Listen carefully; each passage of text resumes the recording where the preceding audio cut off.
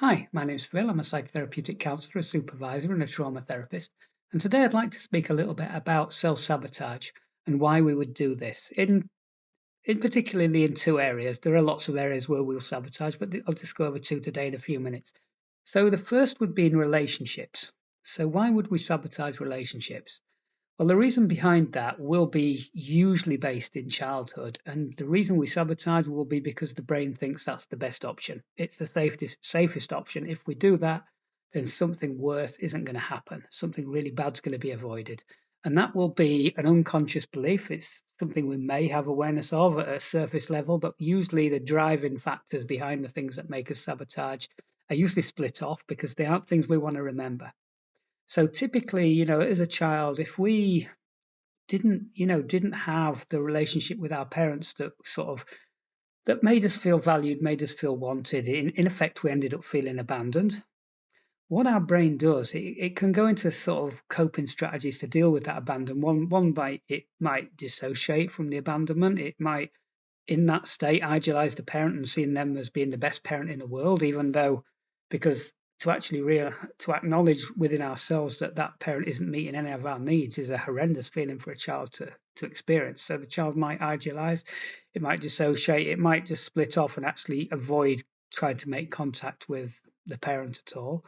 But the thing is, when once this pattern is instilled within our process, when we get involved in relationships in later life or through life, usually when we meet people like friends or partners, our process might feel at that moment genuinely, gosh, this is someone I could really make that attachment with. I could really feel myself getting close to this person.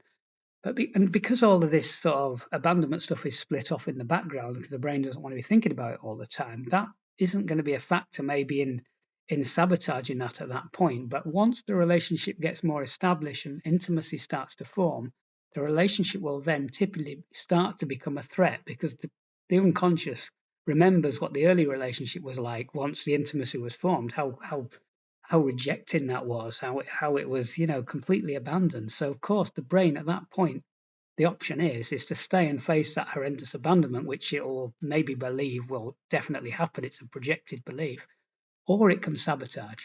So it might go out and have an affair, or it might cause the person might go and cause a drama with their current partner, anything that will destabilize the intimacy, push that person away, or they might split and start the other person see them as bad. They might, because if they can see them as bad, and they can be angry at them, then they don't have to really miss them if they go away. If they've pushed them away, they don't have to miss all of the potential that they were feeling the week before.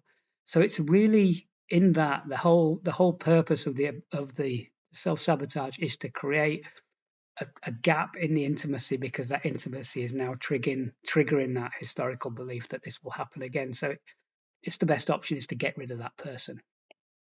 In performance sort of sabotage that often develops within children when a lot of pressure is put on children to be successful or to achieve or to be better than the other kids in the school, but the thing is, often when the child does get that sort of does reach that level and they are achieving or something, sometimes the parents aren't able to then validate them appropriately at that point. They might say, well, you could have done better still. Yeah, that was a great time you won, but why didn't you get the better time? So eventually, even winning becomes a terrifying thing, whereas losing triggers tremendous shame because they believe they've let the parent down and they're not worth anything. But winning also, there's a dilemma there because winning is never good either.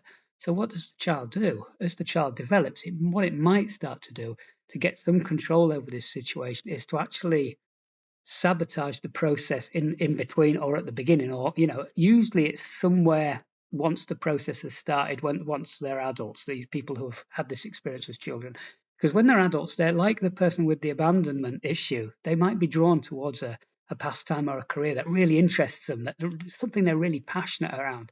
And so at that instant, these fears of what sort of failure, because they're all split off in the background, a lot of them are sort of out of awareness of just the driving forces, because the brain doesn't want to think about that all of the time, about how much of a failure they feel.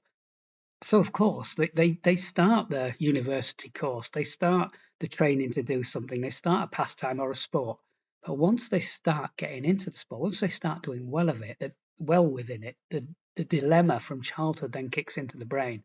So the brain starts to become incredibly anxious because what if I don't get the top mark? What if I aren't the best person in this team? What if? All of that will come in. So the self-sabotage in this stage might be to get out of the course now, because at least then I've got some control over that. And I chose to not be successful here. So some people can't say, oh, I failed, because I didn't fail, because I didn't finish the course. I chose, I had some control, I had some power over that. Now, there are lots of ways that people will self-sabotage. These were just two. And usually they are because there's a deep-rooted fear of something really bad will happen if they go through with the plan, which is really sad, because if they go through with the plan as adults, they might get the love they need. They may get the career that they deserve, that they will be really good at, that they will flourish in, but they won't let themselves do that, because that internalized sort of parent that they've got in there is waiting for them to do the same thing to them what happened when they were a child. And that's really an unfair system. So that's a very brief description. If there's any more subjects you'd like me to talk about or do a video on, please leave a note in the comments. If you like the video, please tick like, and I'll do another one shortly. Okay, goodbye.